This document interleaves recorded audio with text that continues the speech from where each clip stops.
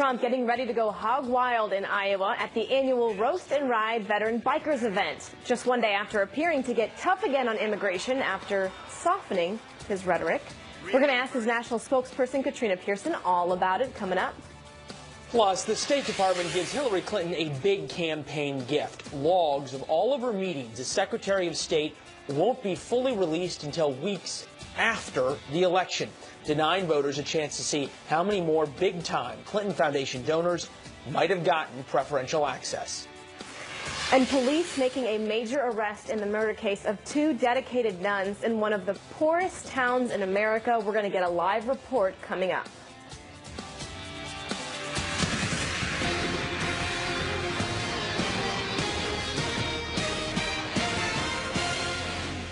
And thank you for spending your Saturday with us. I'm Elizabeth Pran. Nice to be with you. Nice to be with you at home. Good Saturday. I'm Leland Vittert. Welcome to America's election headquarters from Washington.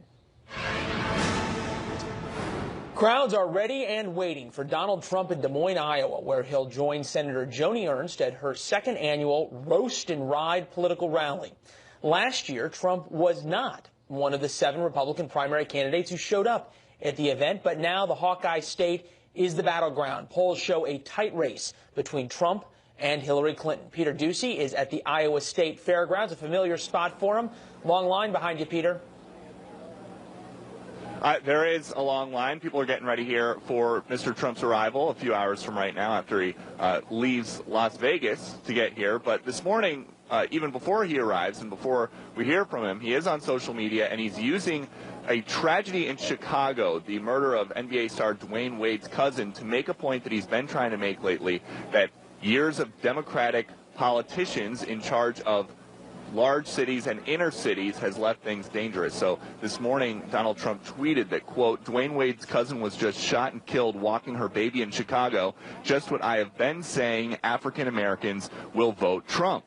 And Trump has also spent some of his Saturday morning on social media making sure that his position on immigration is clear after some confusion about comments he made earlier in the week that his position on people in the country illegally who don't have long rap sheets may be softening. Trump now writes that, quote, heroin overdoses are taking over our children and others in the Midwest. Coming in from our southern border, we need strong border and wall. Trump also said this last night on Fox. There will be no amnesty. There's no legalization. We're going to build a wall. It's going to be a tremendous, powerful wall. We're going to have great technology along with the wall, and we're going to stop people from coming in. Day one, we're going to get all of the gang members and the gang leaders and the drug dealers and all of these people that have illegally crossed and they've been in our country. We're going to get them out very, very, very fast. So today Trump is coming here to the second annual Roast and Ride. The ride is going to come first. It is a 42-mile trek through Iowa that ends here at the Iowa State Fairgrounds just a few days after the big state fair ended. You can see that people are already lined up, and once they get through security, we can smell that the roast part of this event is already getting ready. So we're about 3 hours away from Mr. Trump, and we will have his remarks here live a little bit later on this afternoon. Leland? All right, more with Pastor Mark Burns about that tweet regarding Dwayne Wade's cousin. Peter Ducey live in Iowa, and now we go to Trump campaign national spokesperson Katrina Pierson. Katrina, nice to see you. Great to be here. Thank you. You know, you think about it during the primary when Donald Trump was speaking and his immigration policy was so clear. Build a wall, deport 11 million illegal immigrants, and make America great again. It was simple. It was said over and over and over again. Why are things now becoming, as it relates to immigration, so much more complicated? Well, Leland, it's not really complicated. Mr. Trump is just simply trying to have a discussion about what needs to happen and what he wants to do. And he has said many times in many rallies that he doesn't want to be like Barack Obama and start signing executive orders, and he will have to work with Congress to get some of the more complex things done. But his overall message has not changed. There is no path to citizenship. There is no path to legalization. Those here illegally will have to leave. And in order to even come back, they're going to have to pay fines and taxes to qualify for reentry after they get to the back of the line. This is nothing new. All right, so even though he said earlier he's softening, we're not hearing anything new. No, simply because the words that were being used prior to that discussion was deportation force, which we have ICE, and it is their job to deport illegal aliens. We already have that system in place.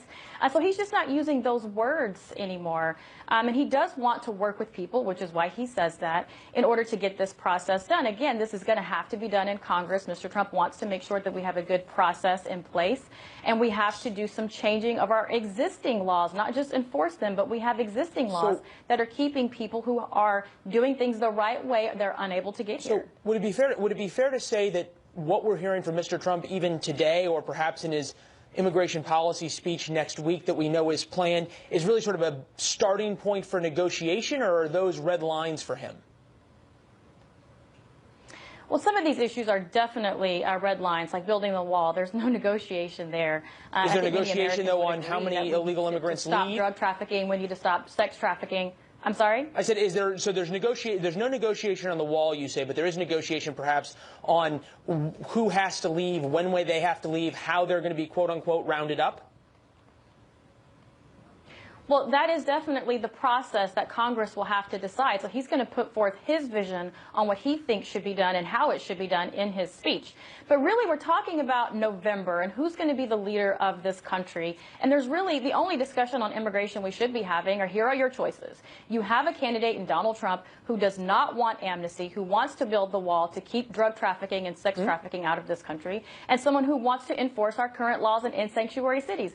The other option, Hillary Clinton has already said in her first 100 days she wants amnesty. She doesn't like the wall, and she's just really not interested in enforcing these laws that we currently have on the books. Those are the two choices people have in November. All right. So you get to those choices, and you've laid out actually very clear policy differences between Donald Trump and Hillary Clinton.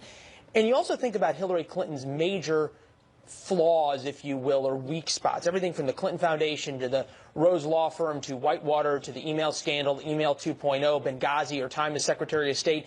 The list goes on. We don't have that much time left, though.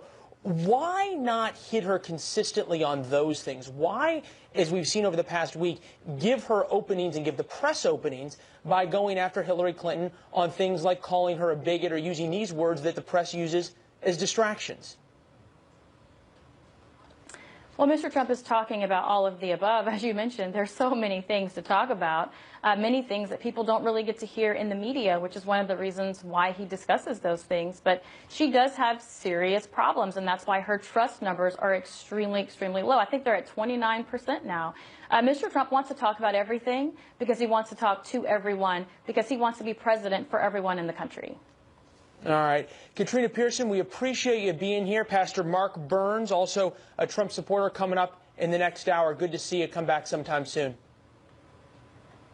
Great to be here. Thank you. Elizabeth? All right, now to the other side of the aisle. In politics, timing is everything. And while Hillary Clinton is urging voters to the polls in November, the Obama administration now says the full release of Clinton's daily schedules from the State Department will not be available until December 30th. Our own Molly Henderberg joins us now with reaction to this very recent development. Hi, Molly. Hi, Elizabeth. Yes, they're saying around December 30th. That's when the State Department has told the Associated Press that the last of the daily schedule records from when Hillary Clinton was Secretary of State will be released. This is significant, as you said, because it will be after the election. So the Associated Press will not be able to complete its investigation into the relationship between the Clinton Foundation and Clinton as Secretary of State before people go to the polls. Here you see video of Clinton's motorcade as she was attending her first national security briefing as a presidential candidate in New York today. Donald Trump had his first briefing earlier this month.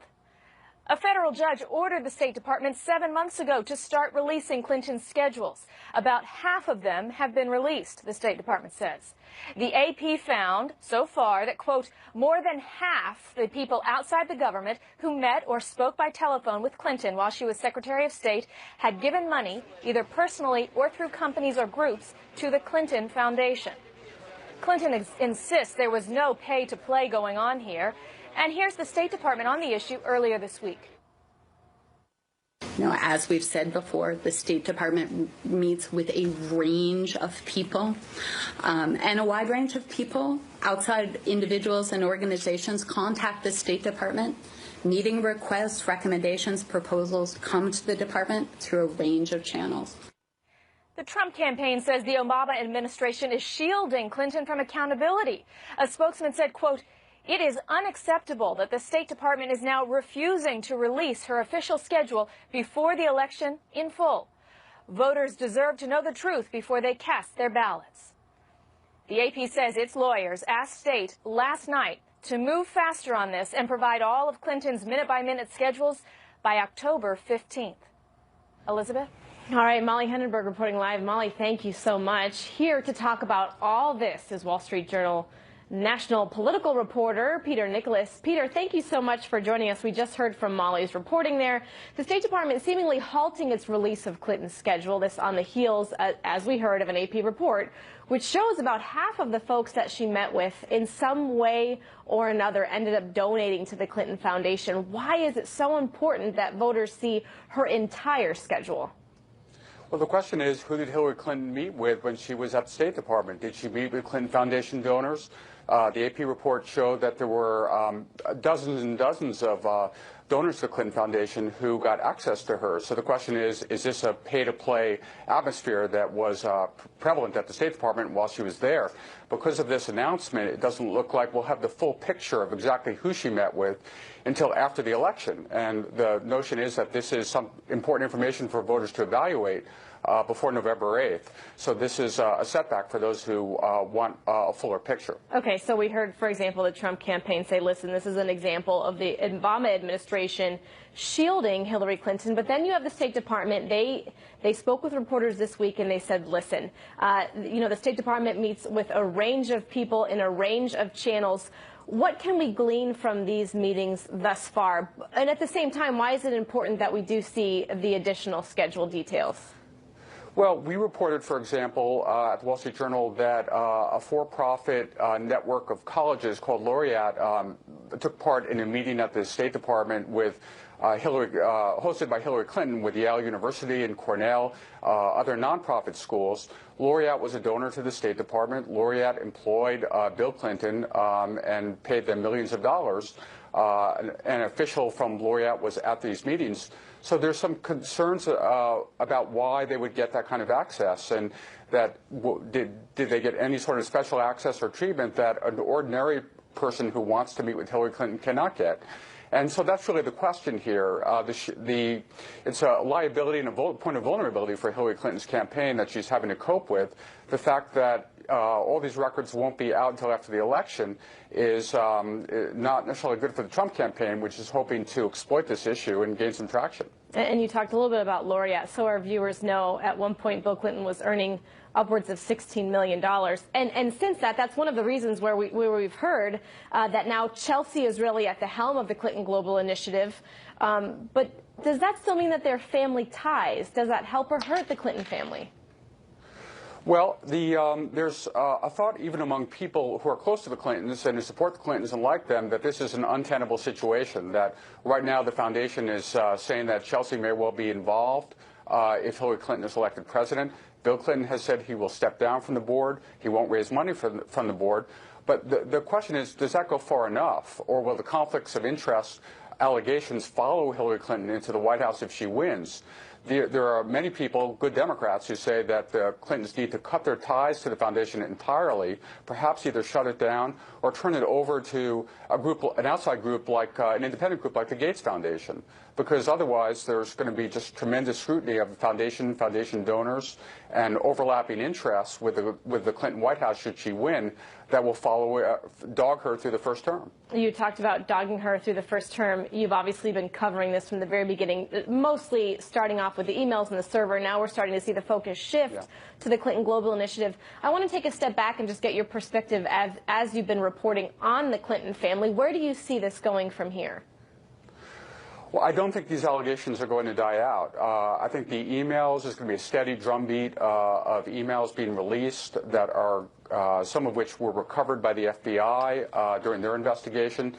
These have been turned over to the State Department. They're going to be released to Judicial Watch and other advocacy groups and ultimately reviewed by the press. So this is going to be happening on a rolling basis for many months. And we'll learn more about what Hillary Clinton did once she was in the State Department. when the donors to the Clinton Foundation, if there are more calendar records come out and it's shown that there were more donors to the Clinton Foundation that met with Hillary Clinton, that'll be digested and that will be reported on, and that will be something that Hillary Clinton will have to answer for if she's president of the United States. So what it's looking like is these controversies are going to be following her into the White House if she wins, and it's something that she's not really going to be able to not put behind her, perhaps unless short of a dramatic break with the Clinton Foundation, which so far they're unwilling to make. Yeah, very interesting. Peter Nichols, thank you so much for joining us, and we hope to have you back as the story continues to develop. Thank you. Good to be with you. Hillary Clinton is a bigot who sees people of color only as votes, not as human beings worthy of a better future. From the start, Donald Trump has built his campaign on prejudice and paranoia. He is taking hate groups mainstream and helping a radical fringe take over the Republican Party. All right, that's just a sampling of the accusations of racism, bigotry flying between the two presidential candidates. Both campaigns have rolled out new racially fueled attack ads this weekend. So here to help sort through all the mudslinging is Matthew Continetti, editor-in-chief of the Washington Free Beacon. Matt, I want to start and I want to take a trip down memory lane and play just a quick soundbite for you and our viewers at home from John McCain in 2008. Take a listen. He's an Arab. He is not... No? No, ma'am. No, ma'am. No, ma'am. He's a decent family man, citizen that I just happen to have disagreements with on fundamental issues, and that's what this campaign is all about. He's not. Thank you. You see right away John McCain correcting someone there. Really, in terms of today, he was being quite polite politically. We don't see that right now. What a difference 8 years makes. Right. I should say if John McCain were the nominee right now, he'd probably be beating Hillary Clinton in these polls. But so what has changed? Why is this year so different? I mean, here, I know that politics is a contact sport, but keep in mind that we've been playing pictures or rolling pictures when we saw Hillary Clinton and Bill Clinton at Donald Trump's wedding. So at one point they were friends? at one point, right, yeah, and Trump says he bought her then, but that doesn't seem to have worked now. No, the difference is Donald Trump. I think that's pretty clear. He's the real change element in this election, and the election is really now a referendum on what you think of Donald Trump. And so that's what Secretary Clinton was doing in this speech last week. It wasn't so much about minority voters. They're going to vote for her overwhelmingly. It was about suburban white voters who probably don't want to vote for someone that is called a racist. So that's why she's attacking him on that. And that's why Donald Trump is trying to swing back, because he needs suburban white voters if he has any chance of winning. So you're implying that it's a reaction to Donald Trump entering the race. I want to play another soundbite, so we're going to fast forward from 2008 to now. This is a clip of a recent ad from Hillary Clinton. We can sort of compare the two. Take a listen. Farmer and white nationalists support Donald Trump. Uncharted territory.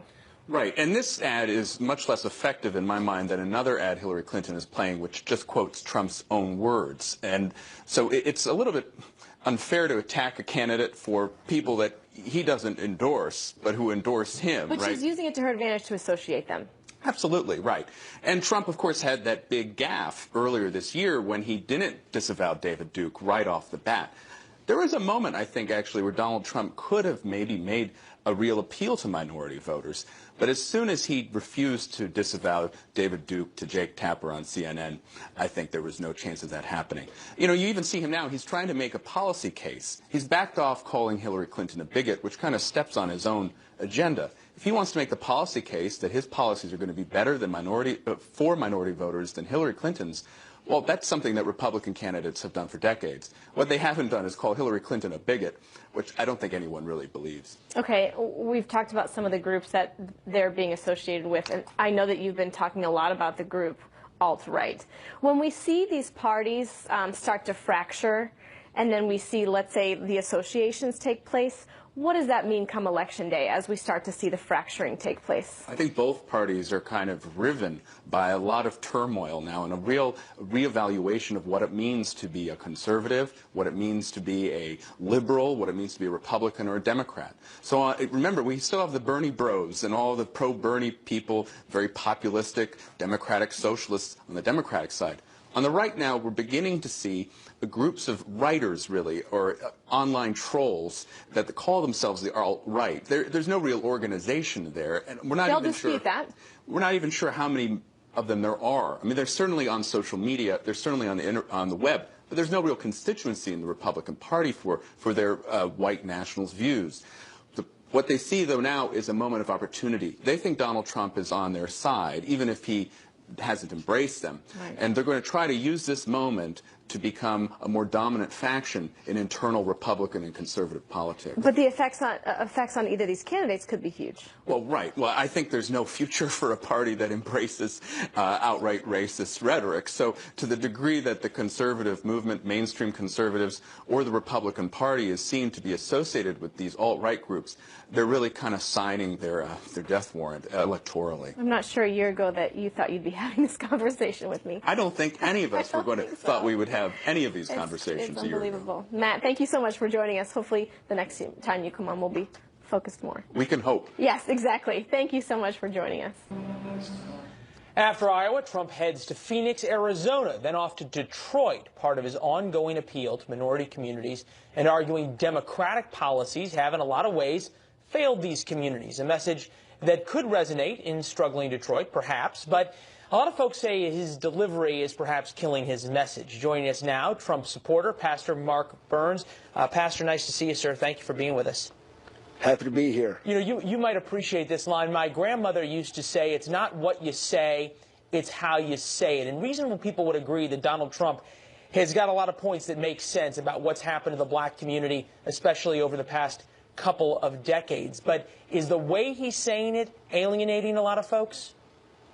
Well, you know, I really think this is a time where Donald Trump should be commended because, in general, the Republican Party do not reach out after the African-American community. But I believe for the first time in history in the Republican Party, you're going to see Donald Trump declaring to the African-American community and pointing out actual facts that has been plaguing our communities under a Democratic Party rule, and why it's so important that we as African-Americans, where our net worth is extremely low compared to other families and other ethnic groups in this family, the welfare that is plaguing our community, the food stamps that is plaguing our communities, and even the crime rate in some communities. This is the time where Donald Trump is really connecting to the African-American community. But, Pastor, no one would argue that the African-American community in a lot of cities around the country is struggling. It certainly is. The question is what policies is Donald Trump putting forth that promises African-Americans in these communities a better future for them and their kids? Well, see, I think it's that type of a dialogue that is really keeping our country so divided, and it is really a race-baiting. Pastor, forgive me. I'm not trying to ask about. No. I'm trying to ask about policies. I'm trying to ask what's Trump going to do. Right. But that's what I'm saying. Let me get my statement out. I really think it's that type of a language and communication that's really keeping us divided, where Donald Trump has been speaking in plain language, dealing with issues that is going to impact not just the African-American community, but every community in this country, because poverty, sir, knows no color. Poverty don't care whether you're African-American or Hispanic-American. And that's what the Democratic Party has been doing. I'm still confused, though, Pastor. If by asking what policies Donald Trump is putting forth, that's dividing America? Well, no. Hear what I'm saying. What I am simply saying is we shouldn't be talking about what is Donald Trump going to do for the African-American community. We should be talking about what Donald Trump, when he becomes president, is going to do for the United States of America. So what's he going to do? Every race. Because he's been speaking it from day one. Number one, we need jobs. But specifically within the African American community, parents need to have the right to choose the schools that their children can go to. There are some children born in underprivileged, underperforming neighborhoods and schools. They're automatically doomed to fail day one they enter the school system. And right now, Donald Trump is saying, when I'm president, I'm going to make sure that there's policies in place that's going to allow the parents to choose the school. So school choice, you think, is going to would make a big difference in African American communities? Without question, because African Americans, as soon as we, again, in many cases, not every case, but in many cases, and we need to quit using language like every black person is the same, every black person is in the same situation, and we're not. We're a diverse group of individuals. We're only connected by the heritage of our race, but we're still very diverse groups of individual people. I hear there. I wanted to get your thoughts on this tweet from Donald Trump talking about Dwayne Wade's cousin, who was killed tragically in Chicago. And here's the tweet. It said, Dwayne Wade's cousin was just shot and killed walking her baby in Chicago. Just what I have been saying. African Americans will vote Trump. And there's been a lot of pushback on Twitter. This just came out in the past hour or two that Mr. Trump didn't offer any condolences, didn't talk about the family and their grief through this time, obviously having lost the mother of a child here. How do you feel about that? You think that's a fair criticism, or do you think Mr. Trump is right to make this a political issue here? Well, first of all, as a pastor, I do offer my condolences. What a tragic event that is taking place, and it is obviously a sign of why the African American communities in the urban centers of our country really need a change of leadership to where, again, I'm not trying to politicize because I don't want to do that, but I think Donald Trump was simply trying to point out the passion that is even in his own heart, the why African Americans who are in some desperate places in our own country, while we're spending $4 trillion overseas with wars at Afghanistan, Iraq.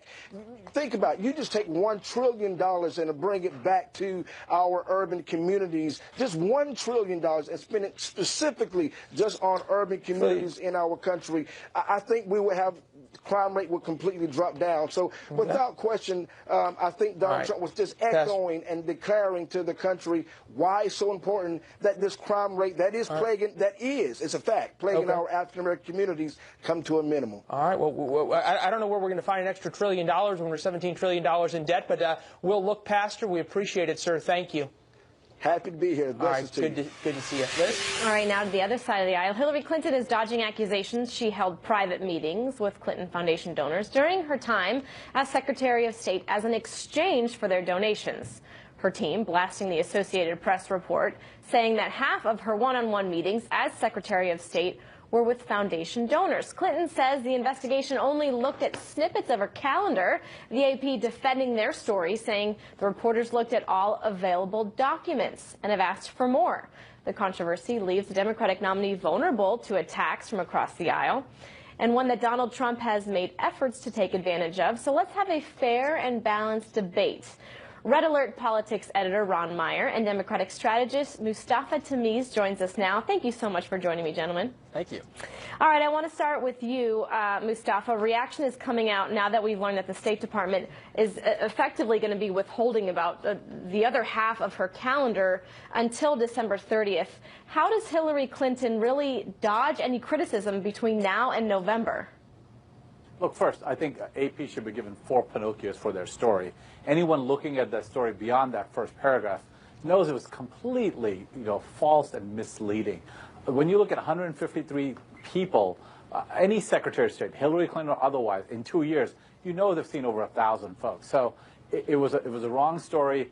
AP should be, ashamed of itself. I'm going to have let Ron react to this because you use the word false, you use the word misleading, but the AP has in there that 85 out of 154 meetings resulted in some type of donation to the Clinton Foundation. You're saying that that's not true, and then I want to get Ron's reaction. But here's the issue. Here's the problem, is that Hillary Clinton and Mustafa are saying that there's smoke and no fire, that out of these, you're seeing a lot of meetings where a lot of donors showed up at the State Department. I don't care what the percentage is. It happened. You're saying that there's all smoke and no fire. Here's the problem. Julian Assange is coming out and saying, hey, maybe I do have the fire and we have more stuff to release.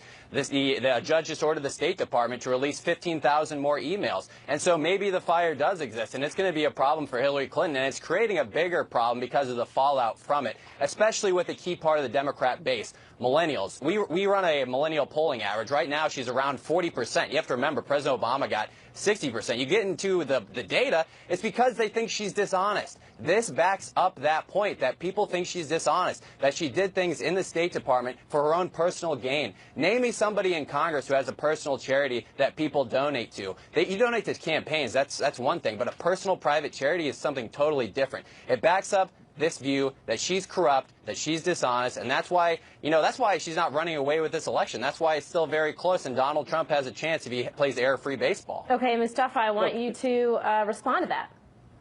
Look, one, she's a double-digit lead, so she's very far away from Donald Trump. But look at the evidence that they pointed out. They said there was a meeting with Muhammad Yunus, who's a Nobel Peace Prize winner, who founded modern, micro lending across the world, and they said there was a meeting with a banker and a donor. This is ridiculous, and once you read beyond that first paragraph of AP, you realize it. And I think that, again, I think AP should be ashamed, and I know they're rolling back their story quite a bit from what they initially started. But getting back to the other part, Hillary Clinton has been working on this for her entire career. The charity, they've not taken any money from it, personal money from the charity.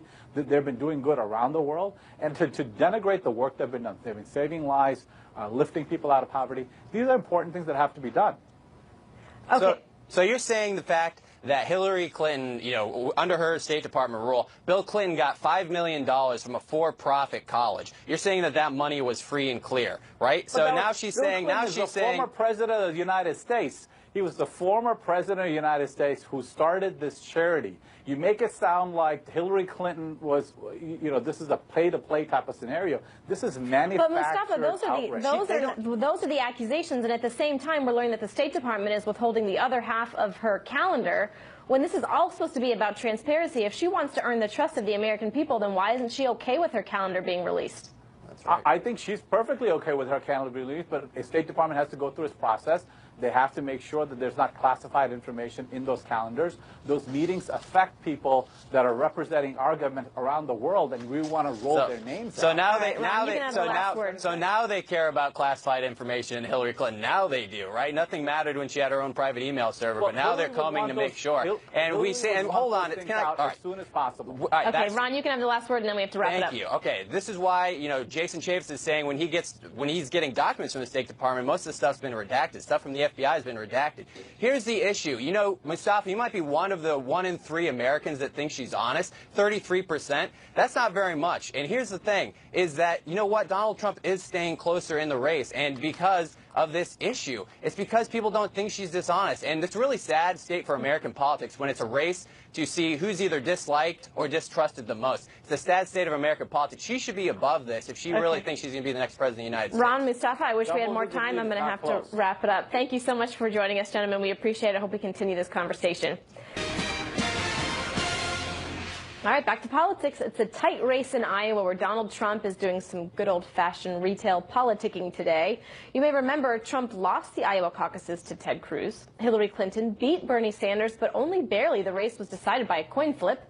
6 months later, what's the mood in Iowa? Brianne Fahnensteel is a political reporter for the Des Moines Register, and she joins us now. Brianne, thank you so much for joining us. I want to start off by saying, listen, the polls there really show the two neck and neck. There's only 6 electoral votes up for grabs. Why are both candidates looking to Iowa right now? Both candidates are looking to Iowa right now because it is so close. There are a lot of states where Hillary Clinton's really pulling away, but this is one where it's neck and neck. The polls are within the margin of error, so Donald Trump really has a chance to win Iowa. And so he's been here quite a bit already in the last couple of weeks, and we'll see him here again today, this afternoon. Okay, you said that there's a number of states where Hillary Clinton is pulling away. Iowa historically has gone blue. So there is some criticism that Donald Trump is spending so much time there. Do you think he really has a chance to win Iowa, and what evidence do you have of that? Sure. In Iowa, we don't have the large minority populations that a lot of other states do. So Hillary Clinton's really targeting the African-American communities, the Latino communities. And so Iowa has a lot of white, middle-class, blue-collar workers that really are tuning into Donald Trump's message right now. All right, well, give us a sense of Donald Trump's ground game in the state of Iowa. Has he had a big presence there? Does he have folks who work for him that have been on the ground? Sure, he does. And just this past week, they announced a new round of field directors that they've hired. A lot of them are people who've been in the game in Iowa for a long time. They really know the lay of the land. So Donald Trump is starting to ramp up his ground game now going into Labor Day. So I think we'll see even more of that going forward.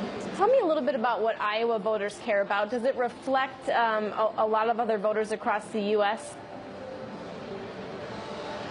Yeah, Iowa voters are really similar to voters across the country in that they care about the economy, they care about their jobs, but Iowa's agricultural industry really is big here. So a lot of strategists are telling us that Donald Trump's going to need to tap into that to really convince people here that he knows what he's talking about when it comes to agriculture and that he can advocate for their interests. Okay, so you've said what you feel Donald Trump needs to tap into, but like we had mentioned earlier in the interview, that the state has typically gone blue. What does Hillary Clinton need to do going forward?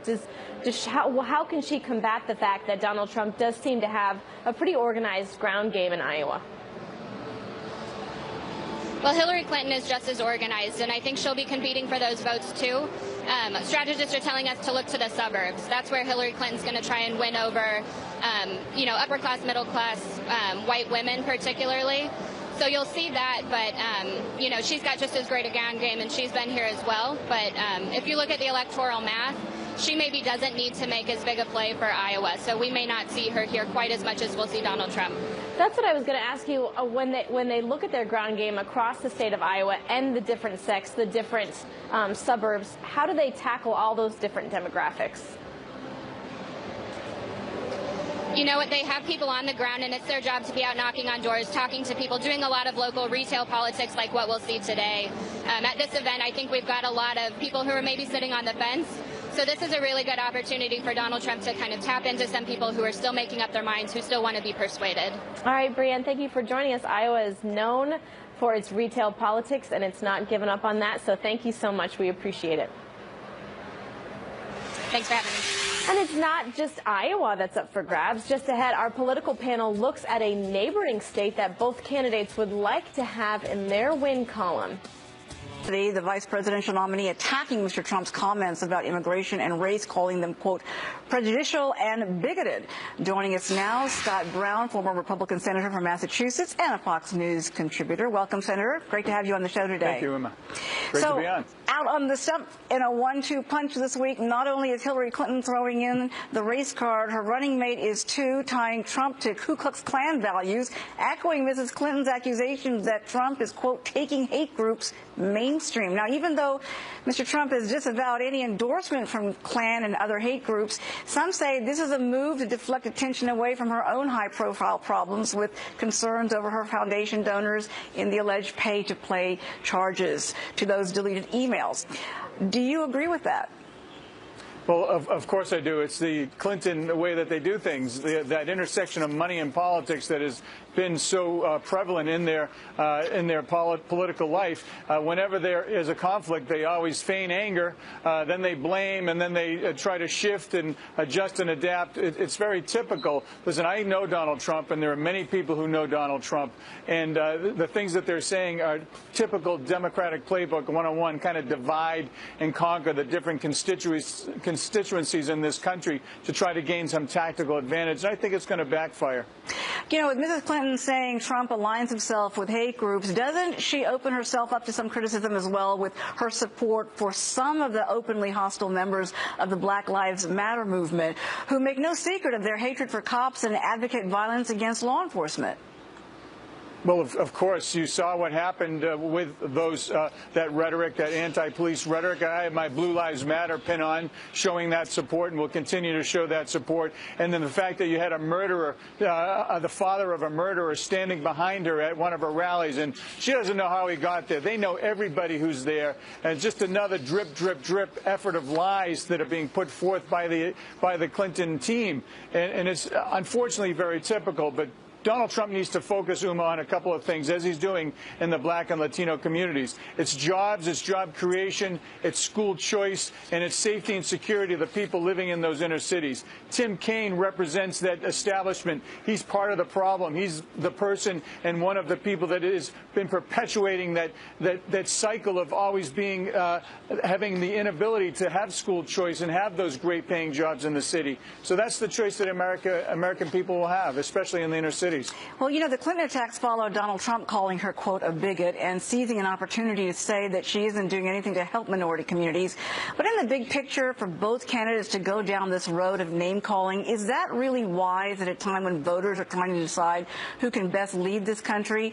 Even Trump advisor Dr. Ben Carson is saying using the word bigot isn't productive, and he wants both sides to knock off the racist accusations. Do you agree with that? Yeah, I respect Dr. Carson, obviously, and you saw the governor of Ohio, John Kasich, obviously ran a very positive campaign, but look what happened to them. They both got crushed. People actually say they don't like to have the kind of negativity, but in reality, sometimes that negativity forces the other people to actually talk about very important and sensitive issues that are in everybody's daily life. You know, you say something, they have to react, because if you don't, then you're guilty by not reacting. So there is some benefit to the negative advertisements and negative statements. I'm hopeful, though, that they'll focus on the things that matter: debt, deficit, taxes, spending, jobs, national security, energy, immigration. Those are the things that I and others want to hear about. Now, I hear you, but there are a lot of folks who don't like the negativity so far in this campaign and fear that it's going to get worse. I also want to get to the concerns over Trump's immigration stand, with some conservatives this week uneasy about whether he is softening his stand on what to do with the 11 million undocumented people who have not been accused of criminal activity but have been living here for years, and then 2 days later saying there would be no amnesty. Let's listen in for just a moment to what he said. Sure. Take a person that's been here for 15 or 20 years and throw them and the family out. It's so tough, Mr. Trump. I mean, I have it all the time. It's a very, very hard thing. There will be no amnesty. There's no legalization.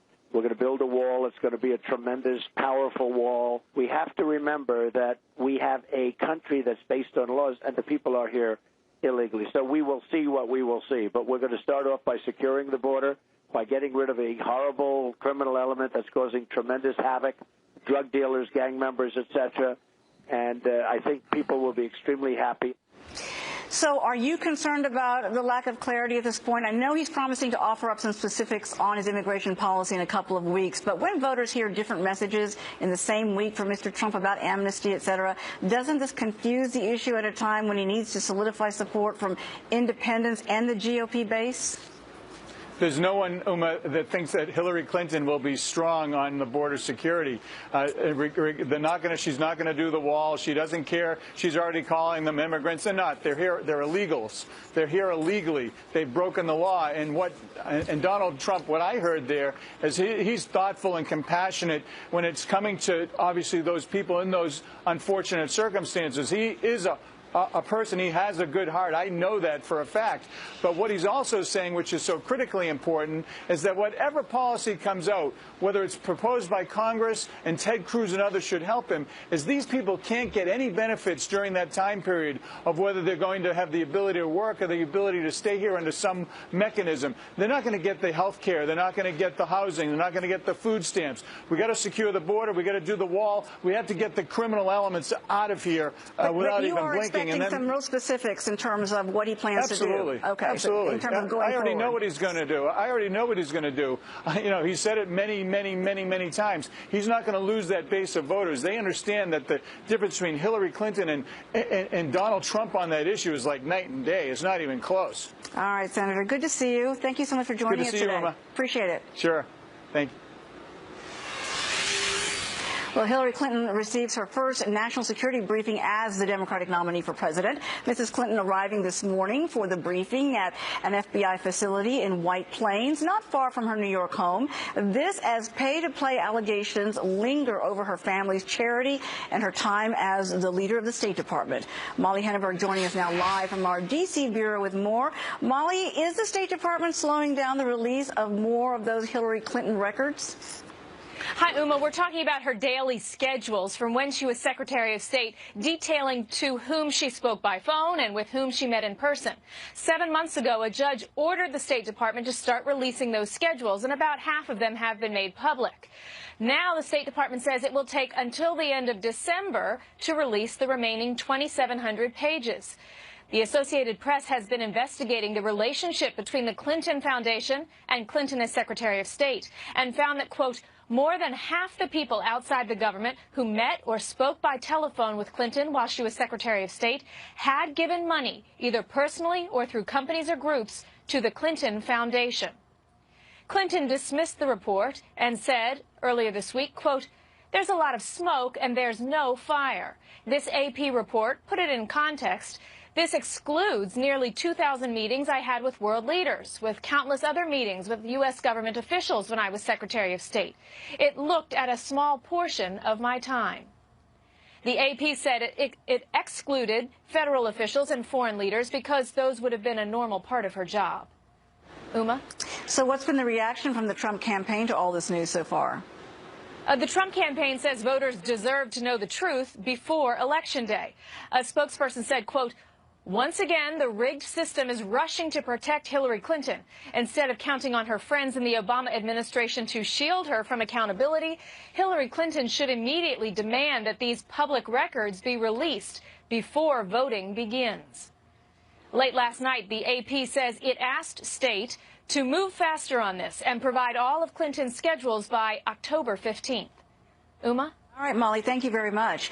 Let's bring in Fox News military analyst Lieutenant Colonel Oliver North for more on what happens in these intelligence briefings and the impact that it has on the presidential candidates who are now privy to sensitive information about threats to the U.S. and other security issues. Colonel North is also the author of Counterfeit Lies and the host of War Stories. Welcome, sir. It's good to have you on the program again. Good to be back with you, Uma. This is the Ollie and Molly segment of the show. Exactly. Yeah. You know, it was Mrs. Clinton's turn today. She is someone who is used to handling security briefings in her time as Secretary of State.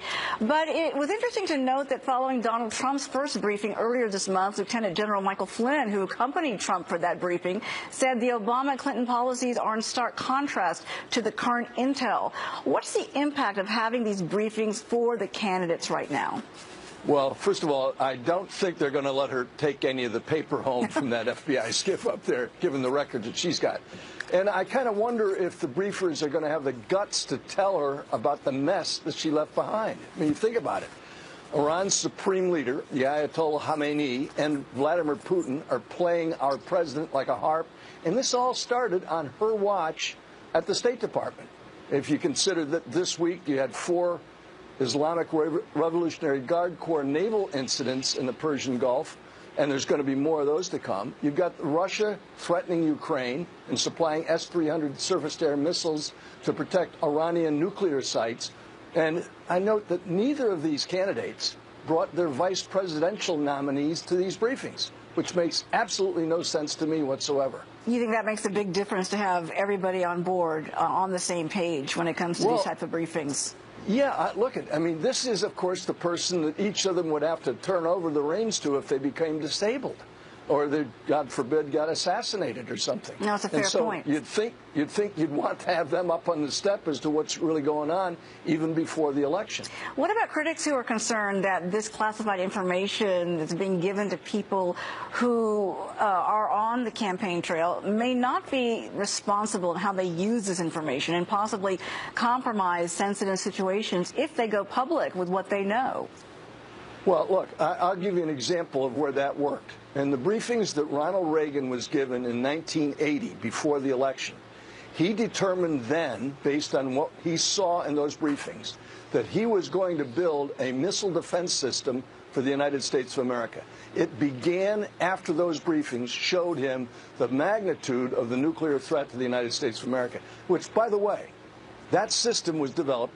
It was called Star Wars, or the ballistic missile defense system is the proper name for it. Today, not one city in America is protected from a single nuclear weapon, much less a volley of them. And you've now got, this is happening. The North Koreans, you mentioned the book, the Counterfeit Lies, describes how the North Koreans are working with the Iranians to build nuclear weapons and the means of delivering them. And we still don't have something that we can use to protect the heartland of America. So Ronald Reagan used those briefings in helping to shape his policy right from the get-go, which of course came to fruition at Reykjavik when he said to Gorbachev, I'm not going to stop building it. No, indeed. So it had a tremendous impact. Come back, everybody. Well, Hillary Clinton and Donald Trump trading barbs and new attack ads, bringing up the controversial and divisive issues of race. Mrs. Clinton releasing an ad this week tying Trump to hate groups. Trump firing back with his own ad featuring the controversial super predator remark she made back in the 90s. Joining us now with some insights about the direction of this campaign and where it's headed, we have John Fund, who is a columnist for the National Review magazine. Welcome, John. Headed down. Headed down. In tone and substance. So here we are in the middle of, towards the end of August, right before Labor Day, and the campaigns have now taken this pivot to go after each other in a very direct way that really is quite divisive, quite negative, and very insulting to both sides. How do you think voters respond to this? We know how voters respond. Every 4 years, about 40% of eligible adults don't vote for president. One of the reasons is trivia like this. Out of proportion. So I think it's a disservice to the voters, and frankly, even by the standards of this campaign, it's a new low. So when you take a look at what some of the Republicans are saying right now, they believe that the Clinton camp is making this turn in a way to deflect the attention off of her controversy and the donor problem, the emails, etc. It's been a tough week for her particularly. But there's another reason. She wants to boost voter turnout among minorities. Let's face it, she's not Barack Obama.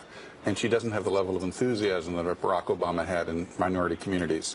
So she's trying to turn this into a referendum. Do you want me, even though I'm an elderly white person, or do you want the racist?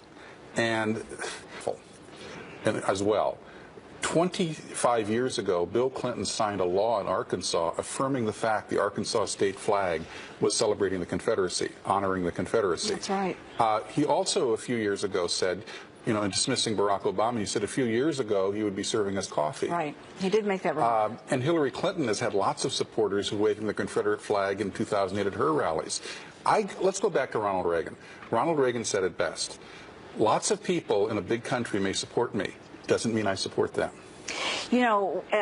We're talking about also the fact that Trump seems to be closing the gap in some states, but it's the states where the most important races is where in states he still has a distance to go. But he is trying to meet with different leaders from the Hispanic and African American communities.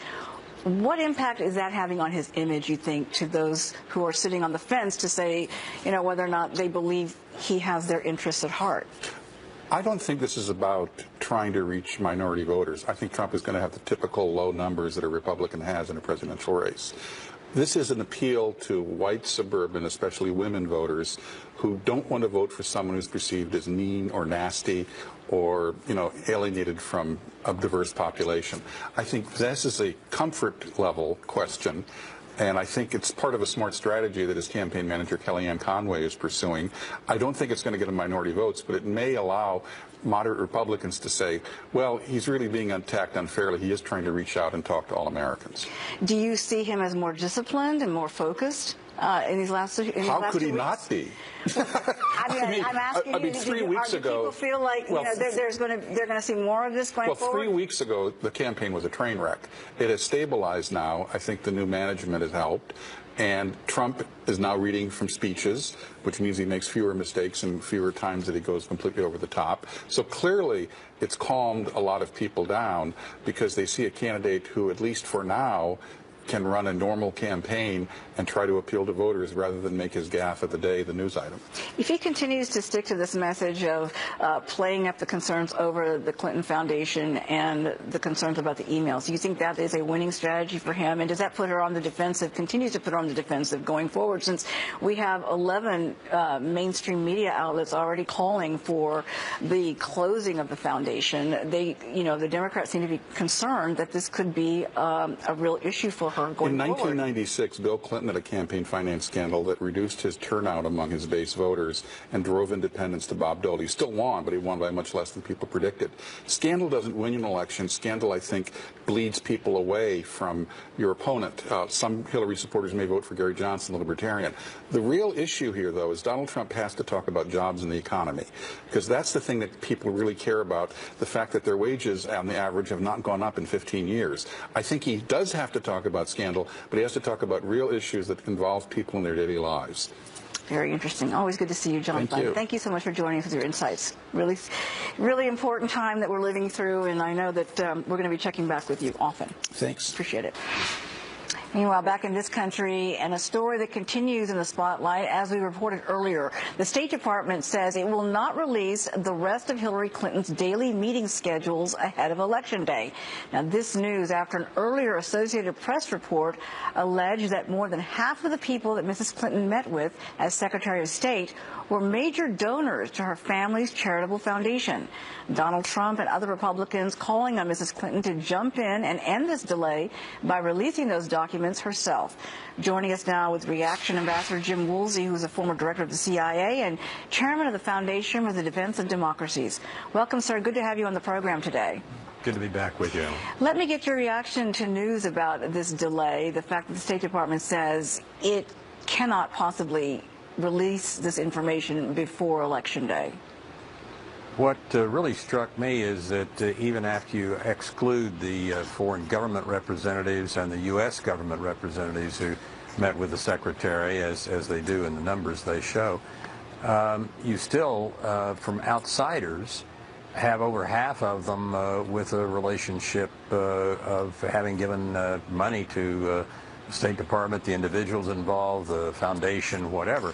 I find that really a very striking number, and it would seem to me that fairness would suggest that all of those people who were meeting with the Secretary at least ought to have their identity disclosed, unless there's some classified reason to keep it secret.